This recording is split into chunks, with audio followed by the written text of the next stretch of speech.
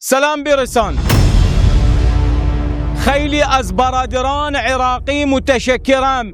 هذا الكلام نسمعه من الشعب الإيراني. حاليا أنا أتواجد في إيران، وشنو هذا الكلام الموجه للشعب العراقي. ممنون و متشکریم از عتبه حسینی و از مردم عراق بابت ارسال کمک هاشون به کشور ایران و با این کارشون نشون دادن که ایران و عراق همیشه در کنار هم هستن. تقدیر و تشکر میکنیم از دولت محترم عراق، مردم شریف عراق. سلام ما به ملت عراق برسه. با تشکر از ملت عراق که به ایران کمک کردن، سلام ما هم به ملت عراق برسانی. ضمن سلام و تشکر از برادران عراقیمون، از حضرت آیت الله عظما سیستانی، از مردم عراق، از برادران عراقی بسیار تشکر و سپاسگزاریم.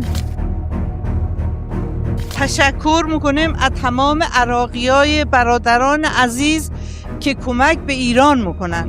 ایشالله بتونیم، امیدوارم امام زمان ایشالله به خوشیاشون، به شادیاشون ایشالله جبران کنیم. تشکر میکنیم از طرف همه ملت ایران، از برادران و خواهران خودمون ملت عراق که همیشه ما در همه حال برادر همیم.